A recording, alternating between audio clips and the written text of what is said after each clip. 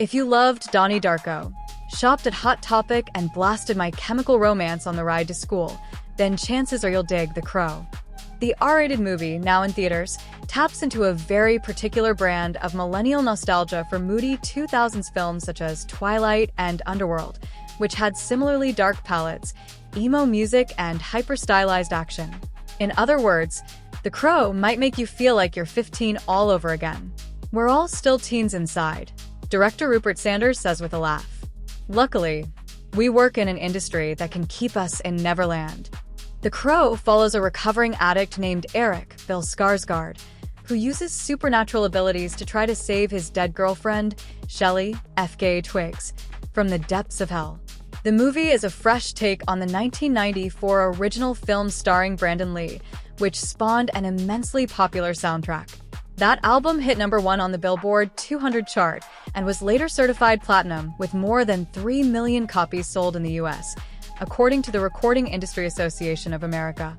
The soundtrack was made up of all goth and heavy metal bands, including Nine Inch Nails, Stone Temple Pilots, Rage Against the Machine, Helmet, and Pantera. It was the first movie that was for that audience, and the first film that unabashedly was into that kind of music, Sanders says. With this reimagined Crow, he wanted to honor the first movie's hard rock edge, while also bringing in electronic and new wave artists that reflect his personal music tastes.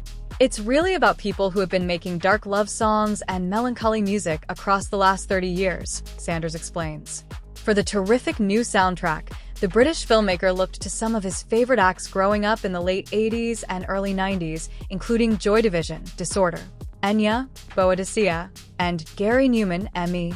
He also picked some more recent tunes. The Veil's Total Depravity becomes a brooding theme song, of sorts, for Eric as he seeks out the bad guys who killed Shelley. Fool's Scorching What Went Down makes a rousing appearance, and the movie's poignant climax features a haunting choral version of Meaning by French artist Cascadeur.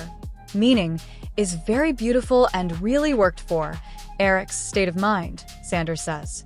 Despite the film's graphic violence, it's not a revenge movie, it's a love story. You just need to keep coming back to the emotion of what he's trying to achieve. Twigs, a singer-turned-actress, also brought her musical knowledge to the project. She contributed an original piece of music to one early scene in which Shelley sings and plays piano. She also offered suggestions for another amorous montage in which Eric and Shelley are drinking, dancing, and making love.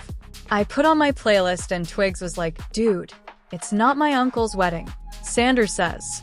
She always brought music onto the set, which really helped loosen us all up.